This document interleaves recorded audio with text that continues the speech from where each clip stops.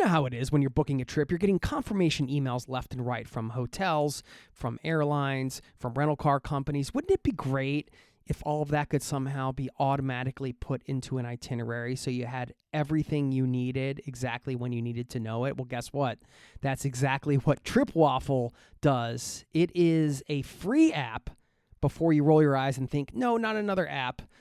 This one's free. I highly suggest you give it a go. You can literally forward any travel-related email, and TripWaffle will automatically turn it into an easy-to-read plan, complete with timely reminders, useful insights, and an itinerary that's a pleasure to use. I got an email from a listener, Larry, who said, wow, thank you. I loaded a trip on TripWaffle, 6 flights, 5 hotels. Amazing way to track. So easy. I've tried it as well, and it works great. Go to tripwaffle.com or search for TripWaffle on the app stores. Throw some older upcoming booking emails at it and see what it can do. Thanks to TripWaffle for supporting today's show. Running a small business means I wear lots of hats. When I put on my hiring hat, I can count on LinkedIn Hiring Pro to make it easy. LinkedIn Hiring Pro helps manage my hiring workflow, puts my job post in front of a unique network of professionals, and matches me with the best candidates for my business. I can also share my job with my network. No other job site lets me do that. No wonder most small businesses say they'd use LinkedIn Hiring Pro again. Hire right the first time. Post your job for free on LinkedIn today at linkedin.com/quality. Whenever someone having an idea of coming to Africa and they come to Namibia, it's completely an opposite of what they had in their mind. When you are in the national park, the Etosha National Park, for example, first of all, the market is not saturated. You don't have thousands of tourists around you. Probably you are just wherever you are, you're probably just alone. And when you see that lion, since they are not all over, when you see that lion, it's really magic. The architectural style, it's like a Bavarian small German town. And even though it's in the desert, the weather there is quite cold and foggy. But that's because of the Benguela current that's blowing over the oceans. Uncrowded safaris, German architecture, a cold and foggy desert. These are just a few examples of some of the surprises you'll come across in today's episode featuring our guest, Tuta Nangolo, a local from Namibia who is here to share his ultimate Namibian road trip. And he's a bit of a pioneer in his country. He's actually started the first co-living space. We talk about why it's worth spending quality time in this destination, why it's the perfect place for work and adventure. And I didn't really know much about Namibia going into this. I was really surprised to hear about some of the things you can see and do, how the culture is so laid back, how much space there is. Actually, in Namibia is one of the most sparsely populated countries in the world. Apparently, it has a population density of just 4 people per square kilometer. So a lot of room to roam, a lot of beautiful nature, a lot of potential amazing wildlife encounters, and on and on. You're going to hear it today in this episode right now. So buckle up, strap in. Thanks for being here, and welcome to the Zero to Travel podcast, my friend.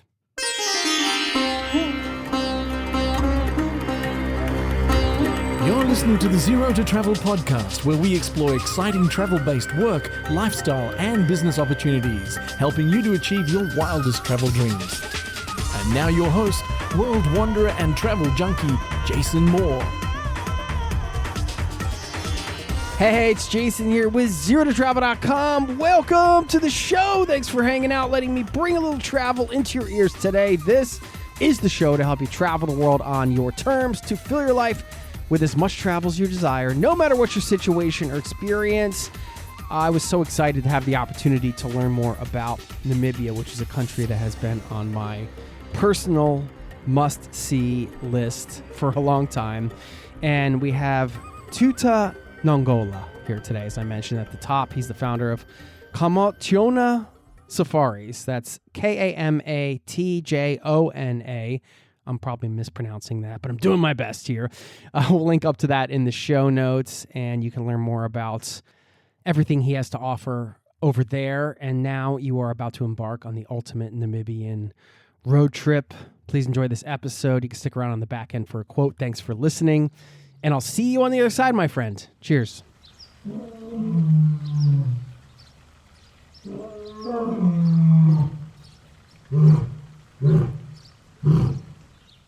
just might be running to the airport to book a flight to come see you. I don't know. Well, we'll have. Please, please, would really appreciate that. That's what happens. You have these conversations about all the great things to see and do, and then you get all the wanderlust, and then you want to go. I hope I will convince you enough. Tuta Nangolo, welcome to the Zero to Travel podcast, my friend. Good to see you. Thank you so much, Jason. I'm happy to be here. I am so excited because, well, on a couple fronts. First of all, Janessa, I got to give a shout out to her. She is our partnerships manager at Zero to Travel, and she actually stayed at your co-living space, and I think went on one of your trips with Kamatjona Safari, which we'll link up to everything that you have going on. But she just loved her experience with you and being in Namibia and experiencing the country. And I thought, wow, this is a great opportunity to talk with a local and give people a sense of Namibia. I can learn more about the country, the culture, and some of the things to see and do.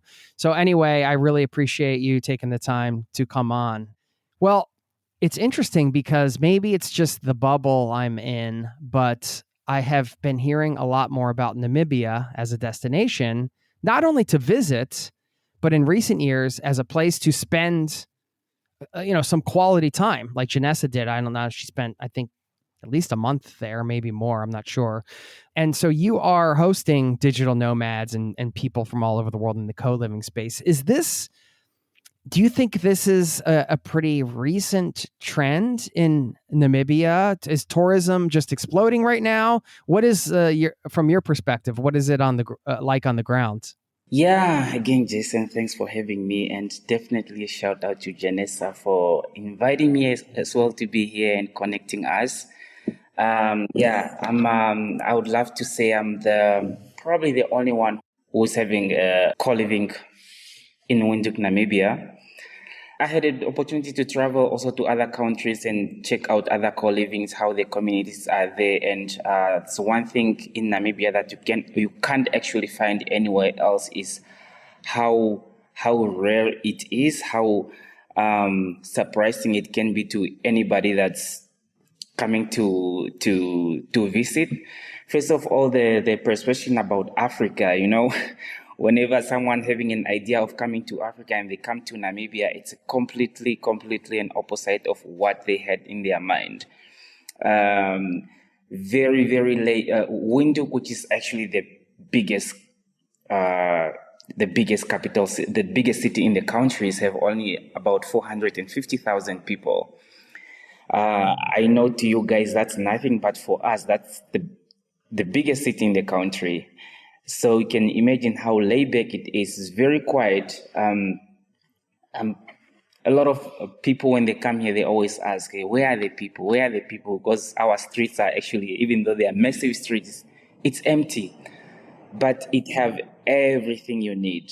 Everything you need. The culture, the coffee shops, the entertainment. It's just that everything is just laid back. Yeah, with that saying, like that. it can actually allow you to work. For people that just want to travel and you want to settle down a little bit and work, this is the perfect place to be. And with the adventure as well, it's the perfect to do a safari tour as well. And that's how we try to tell people whenever they are coming here, you should have enough time, because you will be able to do a lot of safaris, and everything is extremely far. It's a huge country, extremely big country with only 2.5 million people. And there's just so much to do, but not in a very crazy way. Yeah, you need time. You need time. You need the luxury of time, which is nice to have if you can bring your work with you. And then, if you have to travel long distances to check out some of the sites, which we're going to get to, by the way. So for the people listening, we are going to talk about some of the hidden gems. I think you have outline sort of the ultimate Namibia road trip as a part. I'm not sure how you've organized this. I kind of left that up to you because you're the expert. I mean, you're a pioneer in your country creating a co-living space, Tuta. I mean, you're the only one doing this. Why are you doing that? Why is it something that's worth your time and effort and money investment and all the things it takes to actually create this for people? Is it something that you're just personally have a personal connection to, wanting to host people like that? Like, what is it like fills up your soul about the work that you do, bringing people together in this way? I'm just naturally always inspired by when people coming together, especially when people from all different background or whatever, when they're coming together and just share whatever they have. I'm always inspired by that.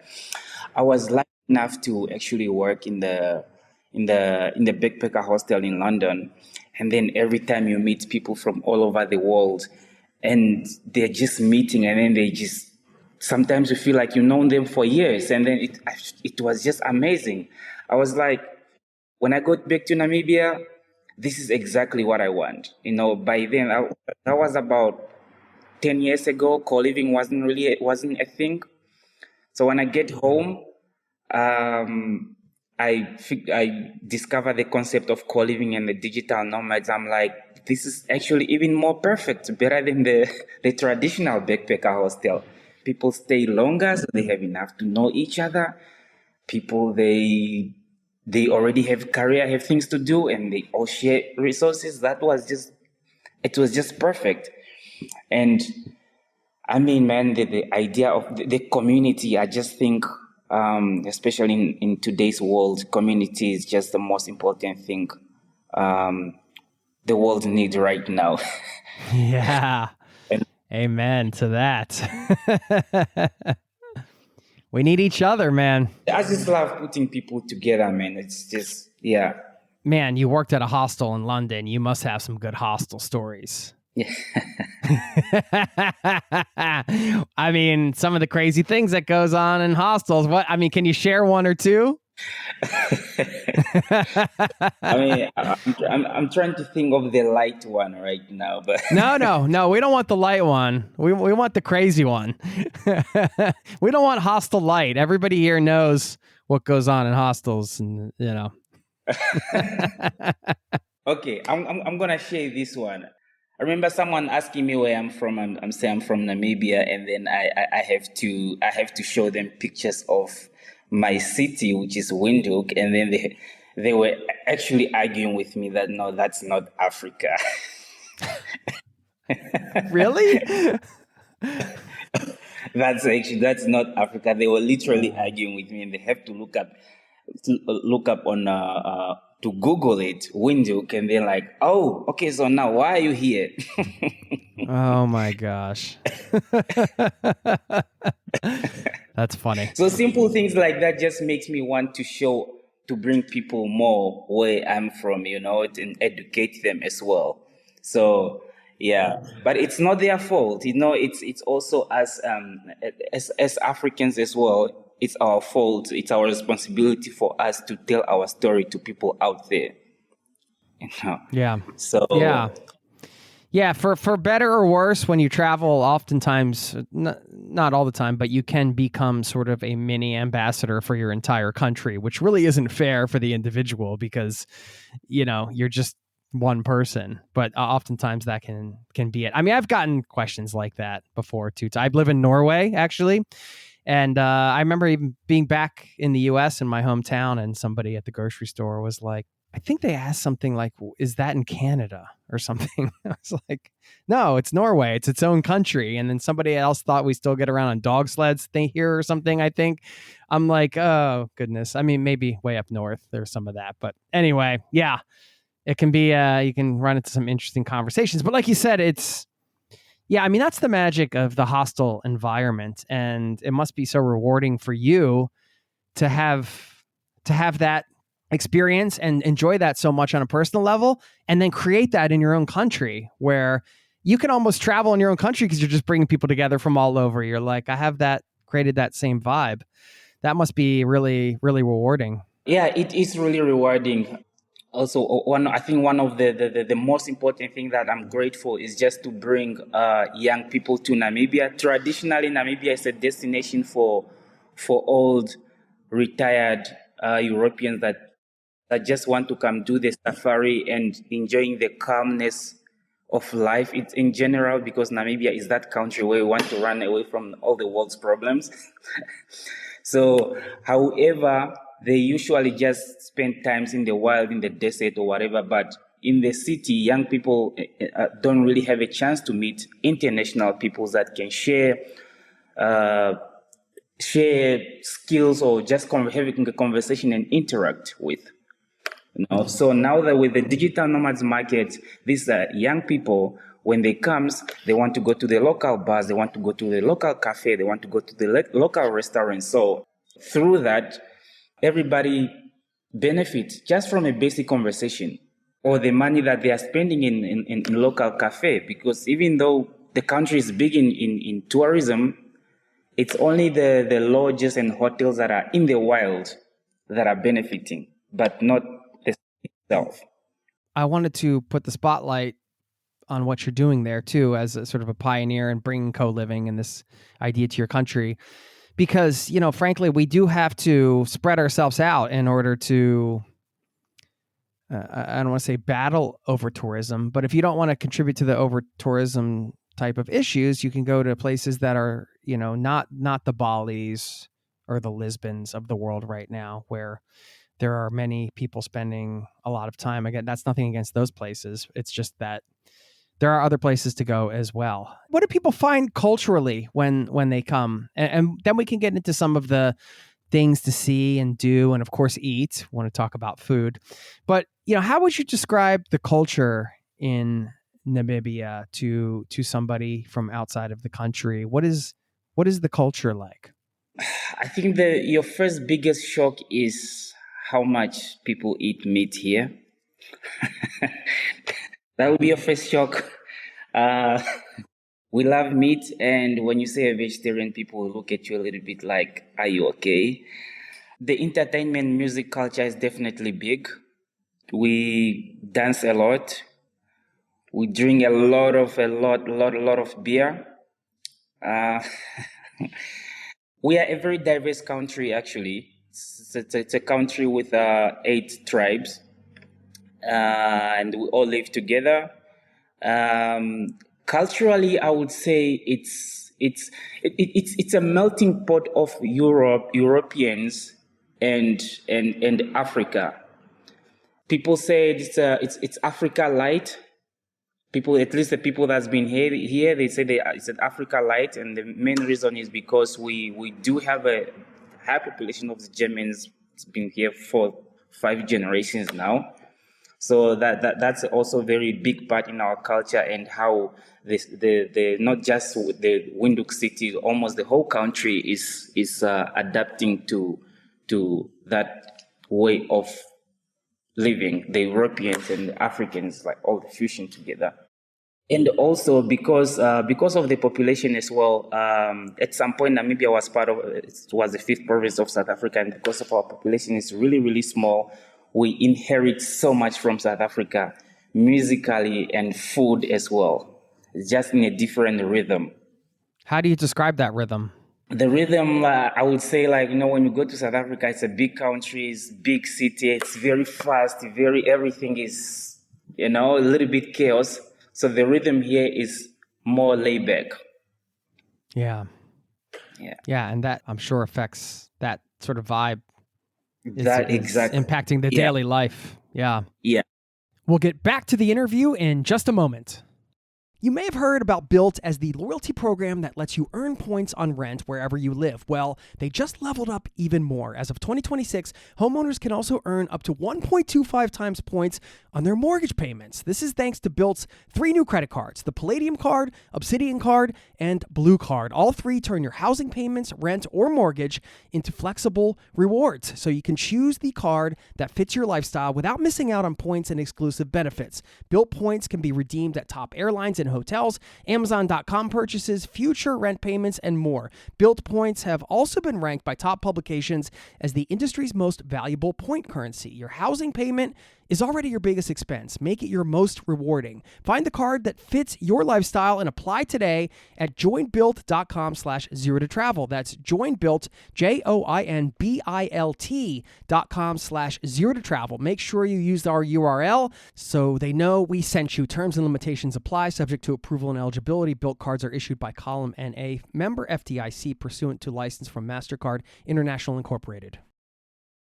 I really enjoy the planning stage of a trip, piecing together that itinerary that sets you up for this epic travel experience. You probably already know that travel advisors actually earn a living planning trips for others doing that exact thing, but what you might not know is how easy it is for you to take your travel planning skills and earn income from them by planning vacations for others with Fora. Fora is a modern travel agency built for people who love to plan travel and help others travel well. Their tech platform, training, and community give you everything you need to turn your passion for travel planning into a flexible, meaningful stream of income. No need to figure everything out on your own with a Fora subscription. Everything you need to run a travel business lives under one roof. You can finally turn your passion for travel into a fulfilling business with Fora. Become a Fora advisor today at foratravel.com/zero to travel. That's Fora, Fora travel.com/zero to travel. Make sure you tell them we sent you,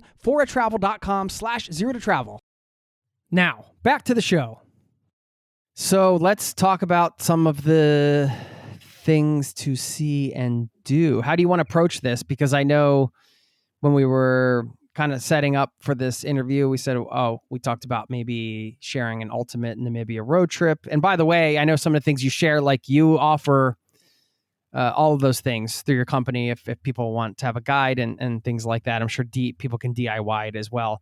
How did you organize this? Do you have a list of just hidden gems you want to share? Do you want to take us on a little virtual audio road trip? How do you want to do this? Yeah. I'm gonna try to. I wish I had a little audio trip that I can share and you just see. But I'm just wrote it down a little bit of something. But typically, actually, most of the tour that we do tours almost every weekend for the weekend getaways. The people that stay at our coliving. So every weekend we have a getaways. And then there is also now these big, long trips, which is 10 days that I been working on. First of all, when I say Namibia is a place, it's a place where you need time. It's actually known. It's very famous for self-drive safaris. You hire a 4x4 safari, and then you go in the wild. You drive for, it can be 2 weeks or whatever. Just drive off. Just drive off. Yeah. So I try to put this itinerary together that people can travel as a community, because like I say, I'm really inspired by the concept of community. So if you rent cars, a lot of 4x4 cars, and then we just do a convoy tour, and it's 10 days and covering some of the destinations, because we cannot finish everything in 10 days. So I try to pick some of the destinations. And when I'm doing this trip as well, I get a little bit confused on which destination to choose, because my mind always changes. Oh, this is the best. No, this one. Okay, now this one is. So yeah. So I wrote down some of them, but they are not in order that this is the best one. Okay, no, fair enough. But this will give us a sense of what you could see on the ultimate road trip, whether you're with the community doing a convoy or kind of DIYing it. So yeah, where do you want to start? Do you want to do this in terms of proximity, how close it is to the city and going further out? Or do you want to how do you want to do this? So everything, this trip is actually, every destination is about 350 kilometers far apart from each other, which is about 3 to 4 hours drives. Yeah. So you're driving every day, you're expected to drive that. And so we typically, we start in Kalahari Desert. Kalahari, actually, I believe, if I'm under correction, but I think Namibia is the only place where the two deserts are actually meeting each other, with the Kalahari Desert meeting the Namibia Desert. And the Namibia Desert, the old one is the oldest in the world. So going to Fish River Canyon. Fish River Canyon as well is known to be the second biggest in the world after the Grand Canyon. Wow, really? Very, very beautiful there. Nice place as well to do the hiking. Even the heat can be crazy at some point. That's why it's only required to go there for hiking in between May and September, because that's when it cool down a little bit. And you go to Sossusvlei. Sossusvlei is probably one of the famous destinations in Namibia.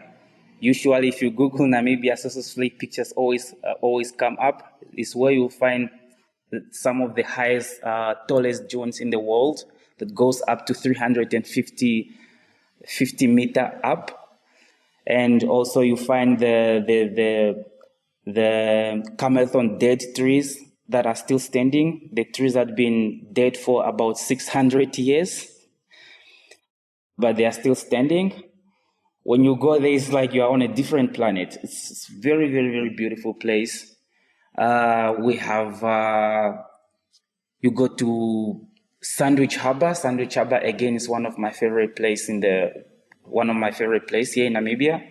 This is where the Atlantic Oceans meet the desert, the Namibia desert, but it's just dunes, like really, really, really tall dunes. The dunes always change shapes according to the wind, how the wind blows. So every day the dunes have different shapes, and these are gold red dunes. And also the fact that it's so remotely, it's in the middle of nowhere. It's just the silence is just beautiful. Beautiful place to take pictures as well. I'm looking at pictures right now. It just looks spectacular with the ocean meeting the desert and these crazy colors combining at the same time. Wow. Yes, that's something I want to see with my own eyes. It's very beautiful. Go to Swakopmund. Swakopmund is this strange town which is built literally between the Atlantic Oceans and the Namibia Desert. It's right in the middle of the desert. It's a very German town because of the history of Namibia and Germany, of course. It's the government want to keep it that way, the architectural style.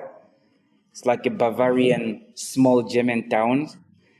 And even though it's in the desert, it's actually quite, the weather there is quite cold and foggy, but that's because of the Benguela current that's blowing over the oceans. It's very beautiful. I didn't expect Bavarian architecture to come up in this conversation. That's what's great about travel. It's discovering the unexpected. Exactly. Exactly. But it's very, very, very super chill. You can do skydiving there. You can do sand surfing. And then you visit Damaraland. Damaraland is probably one of the most... it's very rugged and very remote. It's a remote region, and it's known it's very famous for the rock painting, the old Bushman rock painting that's been there for about 4,000 to 5,000 years, and a lot of dry rivers. And I think, and the most stunning things I would say is the desert elephants that are there. It's desert elephants and lions desert as well, that are animals that are just adapted to the harsh conditions there. Sometimes we all wonder how they survive, especially the lions. We don't know how, we wonder how they survive. But for some reasons, yeah, they do. Yeah, because this is one of the driest regions, right? That's one of the driest region. And you move to Etosha National Park. Tuta National Park, that's one of the biggest national park in Africa, actually. It's wildlife national park. You'll find all the animals there, the lions, rhinos, all types of antelopes. It's about 22,000 meters square, something like that. It's really, really, really huge. And you can camp inside the park. You can, they also have like, for those that love comfort, you can also find nice comfortable accommodation there as well. If you really, really love animals, then definitely you need to stay there at least 3 days, 3 or 4 days. Otherwise, maybe one day it's more than enough. Yeah, because with animals, there's no guarantee. You have to give yourself time to actually find them and see them and everything like that. Exactly. Yeah. Exactly. If people are like, I want to do a safari in Africa, how do you describe the safari experience here versus some of the other sort of popular places to go? How would you help people make a decision on that? Because maybe people are hearing this, they're like, oh, I didn't know I could go on a safari like this in Namibia. Maybe that's something I might consider one day, but I can only, it's a big expense and all that kind of stuff. How would you just describe that, just to drill in on that a little bit? Well, the safari in Namibia, like I said, Namibia is very empty. The tourism itself is not that saturated, and it's not that too famous for the safari like you say Tanzania or Kenya. So one of the reasons also is that we don't have a lot of lions, for example, as much as you find in Tanzania or Kenya. That makes it, when you are in the national park, the Etosha National Park, for example, first of all, the market is not saturated. You don't have thousands of tourists around you. Probably you are just wherever you are, you're probably just alone. And when you see that lion, since they are not all over, when you see that lion, it's really, really, really magic. It's not the same as when you go in those other national park, you see the lions like, oh, lions, lions, lions, and then 2 hours later, like, yeah, lions. Yeah, right. In the Namibian safari, you will really, really be there. Every animals you see, you appreciate. You are really in the wild, and every animals you see, you appreciate the experience more, because it's not something that's just surrounding you all over.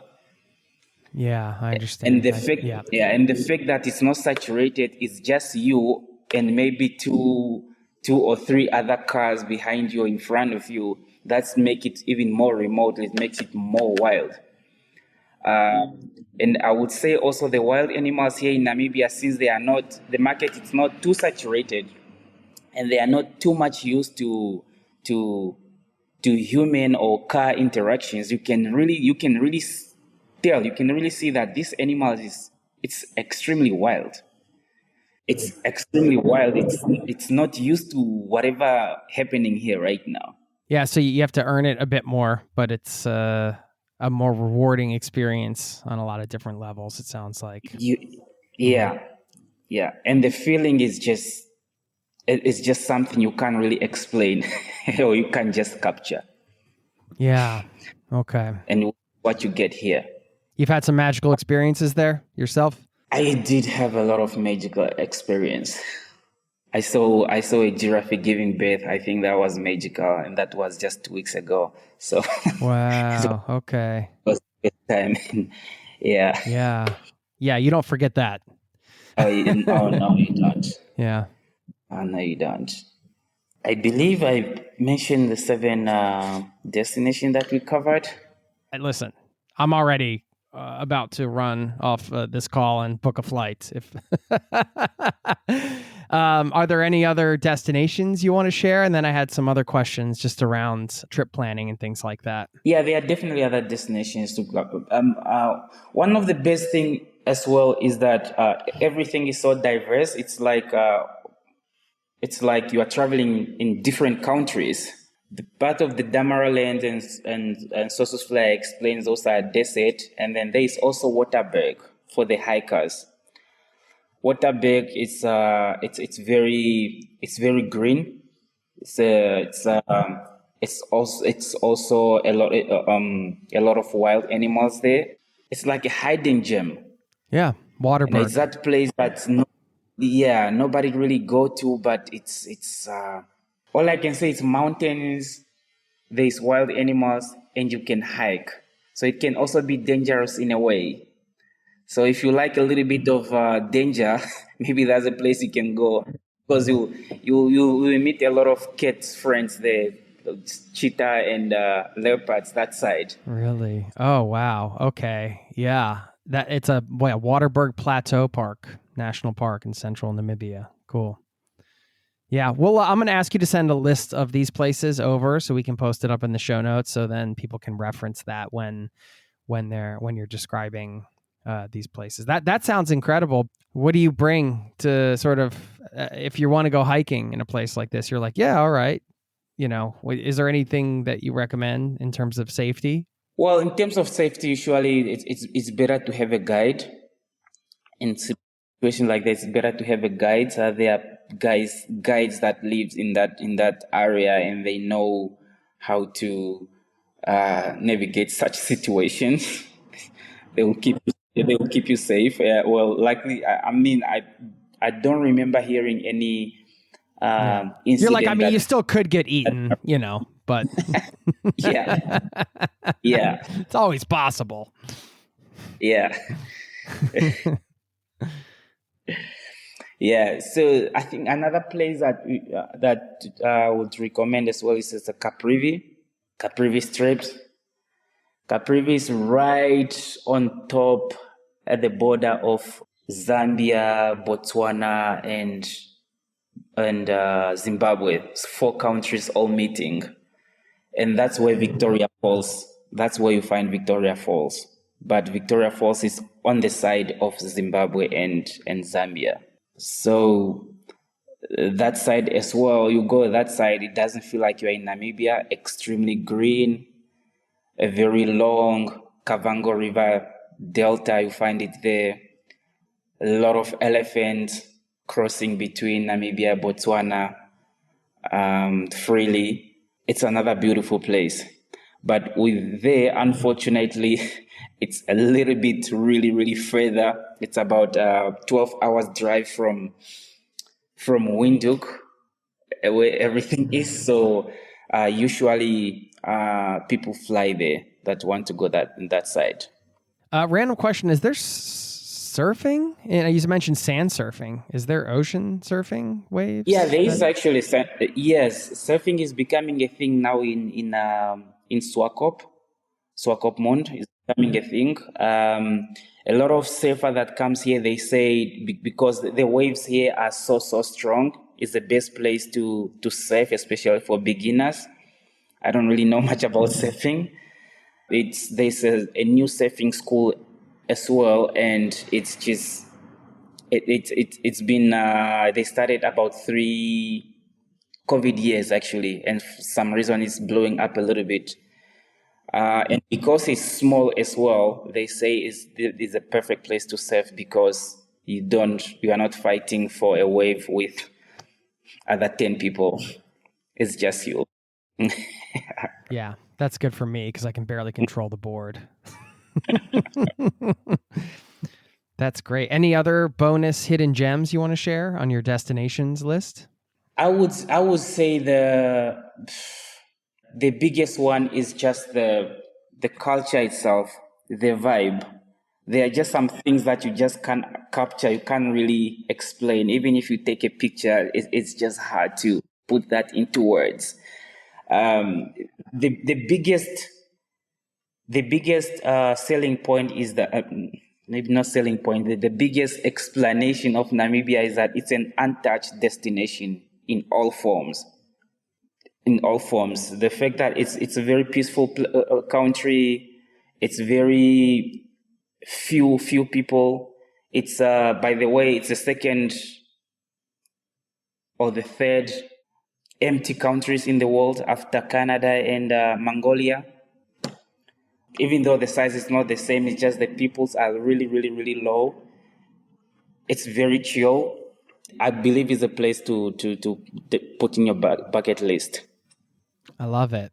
I love that you said that, to kind of tie up the destination portion of this, the last sort of bonus hidden gem is the culture and the vibe. I mean, you can go and see the sites and take the pictures and all the things, but that, you can look up pictures on the internet and that's never the same, of course, but you can see something, but you can't feel a people in a place unless you're there, and you're walking around, you're hearing the music, you're eating the food, you're talking with the locals.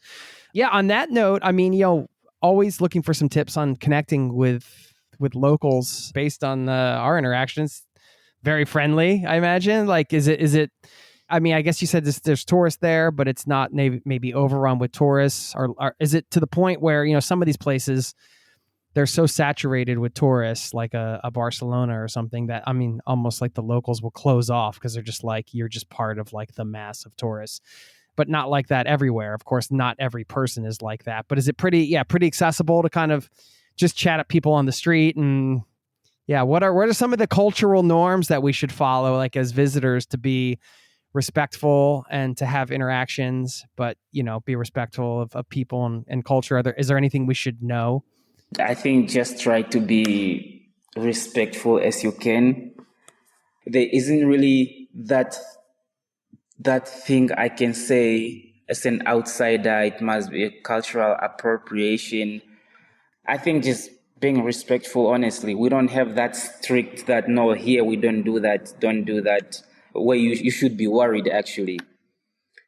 There's nothing really to be worried. You can dress how you want to. You can walk how you want to. Maybe it's just for what I can say. Maybe probably it's for safety. Don't show off your luxury belonging to everyone in the street and normal safety stuff. Yes. Walking in the middle of the night alone, have to be careful with that. Otherwise, it's quite, even though it's a conservative country in a way of doing things, traditionally it's not that. You can do or be whoever you want to be without worried about being arrested or harassed or whatever. Yeah, I understand what you're saying. Yeah, that part of it is liberal in a way. Yeah.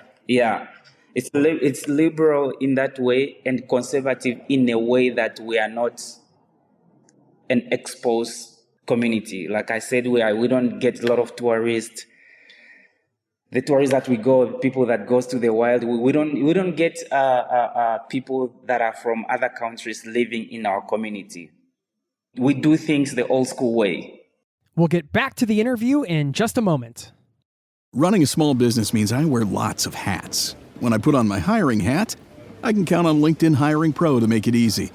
LinkedIn Hiring Pro helps manage my hiring workflow, puts my job post in front of a unique network of professionals, and matches me with the best candidates for my business. I can also share my job with my network. No other job site lets me do that. No wonder most small businesses say they'd use LinkedIn Hiring Pro again. Hire right the first time.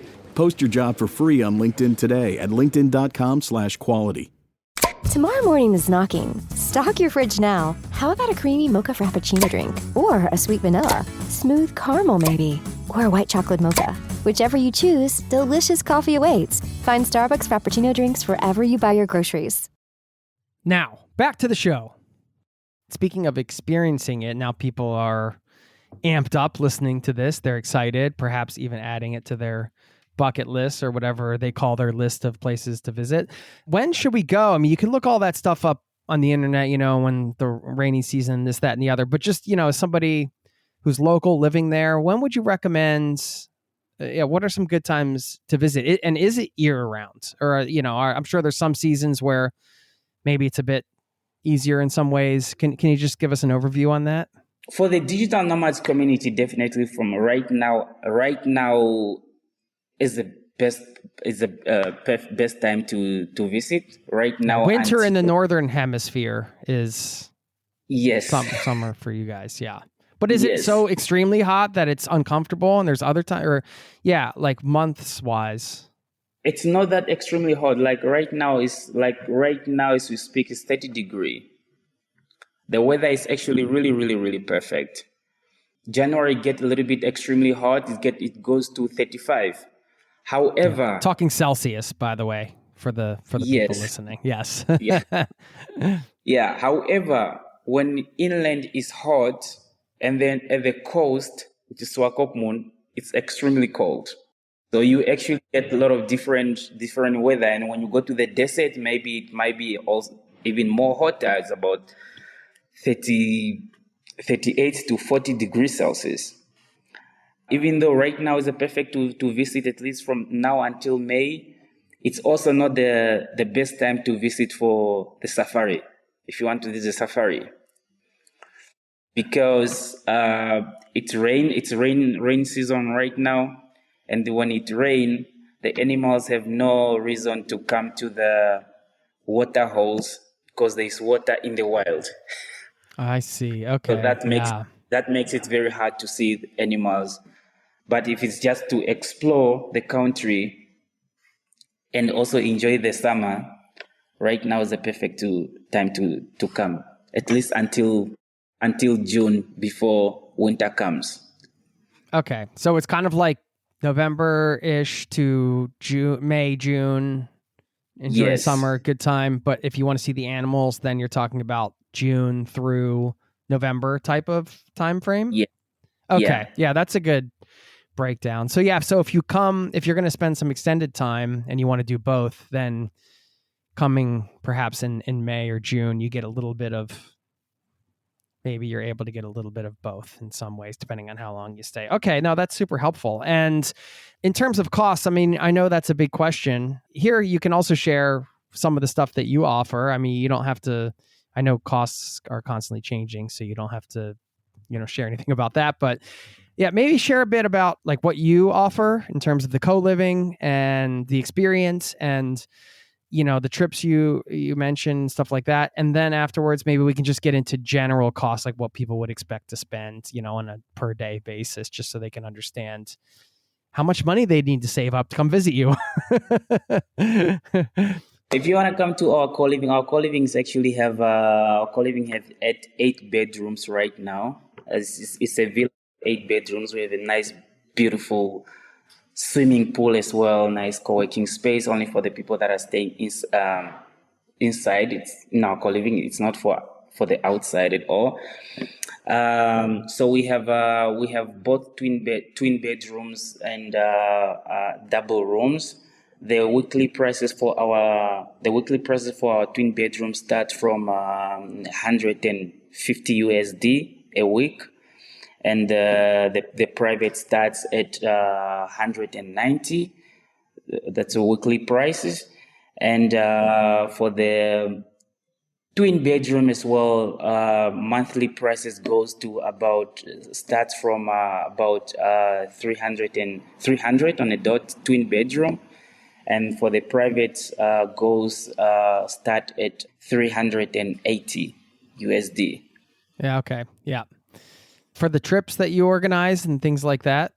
So for the trips, most of the trips that we do are weekend getaways because, of course, like I say, everything is far. During the week, people are working. And Friday, Saturday, Sunday, that's when we do the weekend getaways. The price of a weekend getaways, the camping trips start at 310 USD. And if you want a bit of a luxury, and then it goes to 420 USD if you want to do the luxury. So those are the weekend getaways.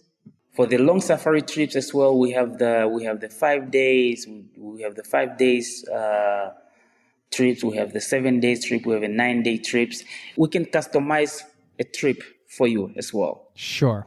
Okay. Yeah. So I mean, if people just go to Kamatjona.com. Kamatjona.com. Yeah, we'll link up to it. That's Kamatjona, and then they can just contact you through there as well if they're interested. Okay. Yeah. Cool. And how about just like if you want to go out and have a restaurant meal or something like that, what would people expect to spend for like a beer or a restaurant meal or a coffee and things like that? Just generally speaking. If you have 20 USD, you can have like a really, really, really good meal in a good restaurant with 2 big glass of beer. $20 is enough. Yeah, if you want to have a bit of an extended night, $40 to $50 is enough. Yeah. Okay. Yeah. Just trying to get a sense of, some of the costs on the ground. That's super helpful. Yeah. Yes. However, food in supermarket also it's Namibia is not it's not big in open market food. It's big. We have a lot of I guess we always say it's because of the population. So we usually do shopping in a supermarket, which is supermarket can be a little bit expensive. So basically, eating out and buying food to go cook home end up to be a bit the same, but slightly expensive to buy food from the supermarket and go cook home. Basically, it's cheaper to eat out. Really? Okay. That's interesting. For fans of eating out, that'll be music to their ears. What is the national dish? You mentioned obviously meat intensive. I mean, first of all, I guess we should get some advice for anybody that is a vegetarian. What's the best way to go about kind of being there and still maintaining their diet? But also, I'd love to hear just like one or two sort of like, oh, if you come here, you have to try this, and this thing. So if you come here, you definitely have to try meat, number one, and then definitely have to try meat and pap. Pap is like, I believe a lot of people maybe they are familiar with fufu. I think guess fufu is the most famous one from West Africa and East Africa. It's a dish that that have no taste at all. You cook it. You cook by just mixing hot water and maize meal, and you get the taste from whatever you are eating, whatever the soup you are eating it with. Either you are eating it with meat, soup with meat, or spinach, or something else. Yeah, it's like mashed potatoes. Mm-hmm. Okay. Yeah. I love mashed potatoes. Yeah. Yeah. I It's love like mashed potatoes, Tuta. Yeah, it doesn't really have a taste. It doesn't really have a taste, but if you get a taste from whatever you are eating it with. So it's called pap. It's called pap, and pap it's a whole Southern African dish. It's our staple food. So you definitely have to eat that together with meat. You definitely have to try biltongs. Biltong is a dry meat that is famous in Namibia and South Africa, but the best one you get it in Namibia. Okay, really? I have some here, actually. A friend of mine from South Africa brought it over one day. It's like beef jerky. It's very chewy. Yeah. Yes. Yeah. Yeah. I'm pretty sure he can also tell you that the best one you'll find it in Namibia. Awesome. That's great. Man, I so appreciate your time. Before I let you go, do you have any final words of wisdom, perhaps a Namibian quote or proverb or saying, anything you want to leave us with here to send us on our way? I'll leave it open for you. I guess first I'll just say thanks so much for giving me this platform. I hope I did my best. You were great. I did my best. It's my first time, like I said, and to everyone who's listening, I'm really thank you. I guess that the big quote I will leave you is that I'll just say sharp. Sharp. That's the word that you should learn. This is the first word you should learn when you are coming to Namibia. You can also use it when you are coming to South Africa. Sharp basically just means think. It just means bye, okay, good. It just basically means all right. Yeah. Okay. How do you spell that? Just SHARP. Sharp. Okay. Yeah, but you have to double say it. You say sharp. Sharp. Okay. Oh, I love those words that mean like a million different things. So that sounds very useful. Yeah. So if I was closing this out and saying thank you very much for your time, and would I finish in saying sharp? You just say sharp. It's so broad. It explains so many things at the same time. Okay. Well, Yeah. sharp, Tuta. Yeah. All right, sharp. Take care. Thank you so much, Jason.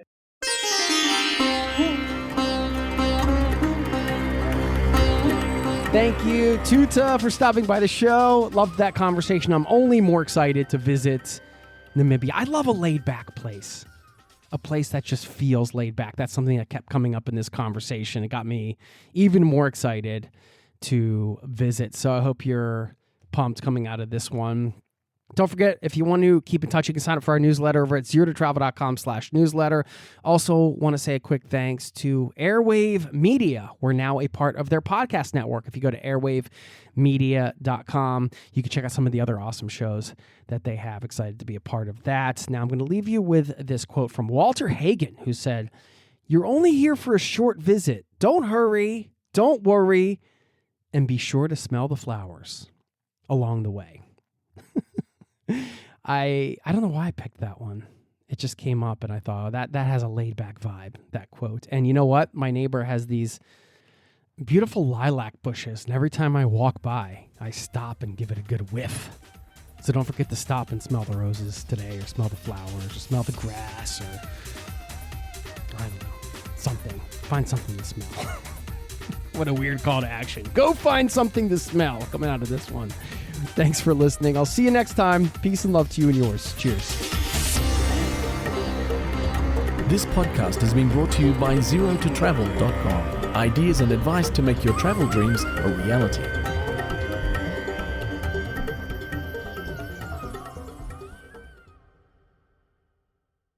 Via Podcast is a travel podcast by AAA Mountain West that goes beyond destinations to uncover the stories that make places unforgettable. Hosted by Michelle Donati and Mitty Hicks, the show explores the American West through fascinating stories of history, culture, wildlife, folklore, and adventure. This season features stories about Route 66, wolves in Montana, Bigfoot in the Pacific Northwest, and much more. If you love great storytelling and discovering the hidden side of the places around us, search for Via Podcast. That's the letters VIA Podcast, wherever you get your podcasts.